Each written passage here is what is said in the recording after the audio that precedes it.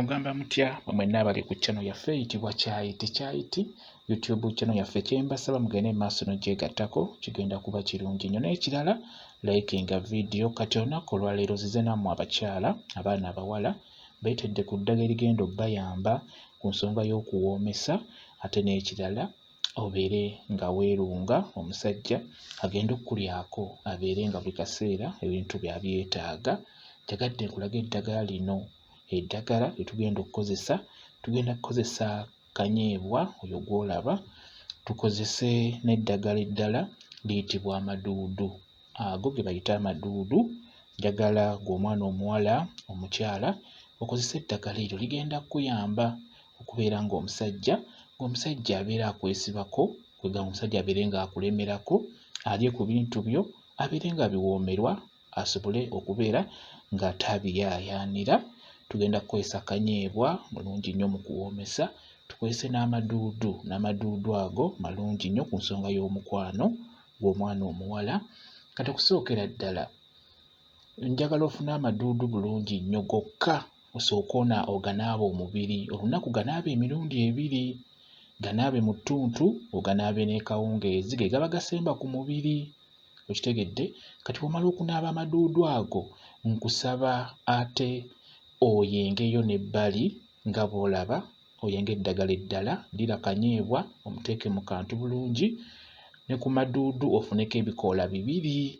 Kanyeebwa funa ng'awererako ddala omuteeke mu kakebe ng'ako bw'olaba akabaketi ng'ako, ofune n'amaduudu ofuneko ebikoola 2 nga bw'olaba ebyo obiraba, funako ebikoola 2 eby'amaduudu bimala. Bw'omala obiteekamu bulungi mu kantu konna k'ogenda okuyengeramu, teekamu ekikopo ky'amazzi kimala. Kitegedde? Teekamu ekikopo ky'amazzi, tugenda biyenga bulungi nnyo tubisengejje byakutawaaza ebyo byo.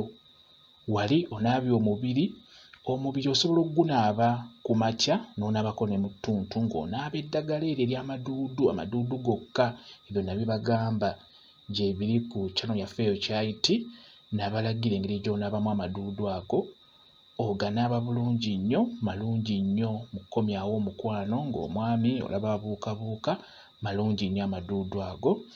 Kati njagadde oganaabe ate onaabeko ne wansi, naye nga ddyo ery'okunaaba wansi tugenda kugattamuko, tugasseemuko ku ddagala eddala lye bayita kanyeebwa. Kanyeebwa mumanyi bulungi nnyo mu nsonga ey'okuwoomesa. Kati bw'omala obbiyenga bulungi, ebyo bye tuyenze bye by'okunaaba wansi, bye by'okutawaaza. Omala obbiyenga bulungi, funa obusengejja, funa 2 bugatte wamu, ofune akantu akalala ebbali akayonjo, sengejja eddagala eryo nga bw'olaba. Kyenkola ky'okola. Kitegedde?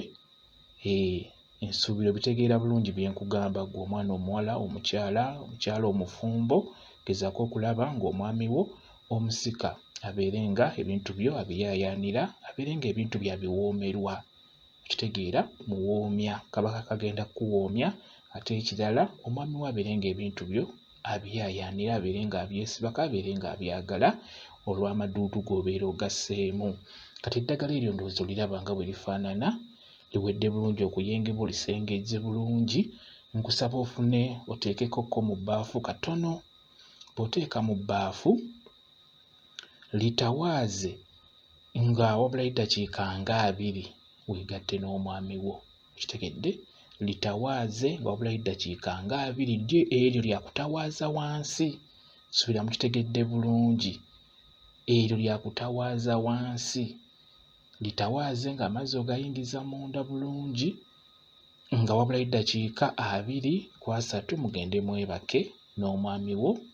Ligenda kuba likuyamba, omwami wo agenda kuwoomerwa, ate ekirala omwami wo agenda kubeera ng'ayagala ebintu bye buli kaseera olw'ensonga nti amaduudu ago malungi nnyo. Kati bw'obeera otawaaza olina okwogera ebigambo bino, olina okulaamiriza ng'otawaaza. Olina kugamba bw'oti, gano maduudu njagala bba wange anjagale antamiire bwenge ng'amaduudu bwe gatamiiza abaganywa. Okitegedde? Bw'obeera otawaaza ng'onaaba wansi mu bukyala bwo gw'omukyala, naaba ng'olaamiriza ogambe nti njagala bba wange anjagale antamiire bwenge ng'amaduudu we gatamiiza abaganywa. Kansubire muntegedde bulungi nnyo. Njagadde ofune amaduudu ogateeke mu bbaafu ogayenge bulungi nnyo oganaaba omubiri. Olunaku osobola oganaba emirundi 2 oba 3 kisinziira. Osobola okunaaba ku makya n'ekawungeezi. Ago amaduudu g'ogenda okunaaba omubiri ge galina okusemba ku mubiri ng'ogenda kwebaka, okitegedde? Era bw'obeera nago oganaaba nago oteekeddwa okulaamiriza, ekyo nakibagamba. Ogamba bw'oti nti gano maduudu njagala bba wange anjagale antamiire bwenge ng'amaduudu we gatamiiza abaganywa, ng'onaaba omubiri gwonna.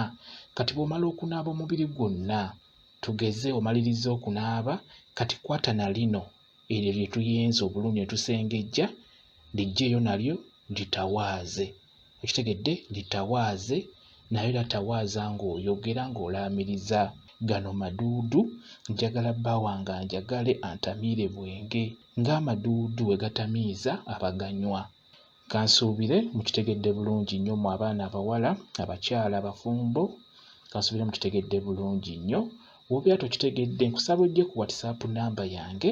WhatsApp namba yange eri 0777873401.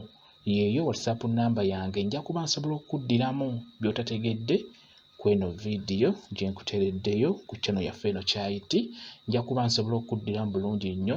Saagala okozesa eddagala ly'otategedde, kozesa eddagala ly'otegedde, okitegeera? Bwe kityo bwe kiri. N'olwekyo mbuuza ky'otategedde, ngenda kuba nkuddamu bulungi nnyo. Mwebale kubeera ku channel yaffe eyitibwa Kyayiti YouTube channel yaffe. Kyembasaba mugende mu maaso n'ogyegattako, kigenda kuba kirungi nnyo. N'ekirala likinga vidiyo, mbeere bulungi, mweraba.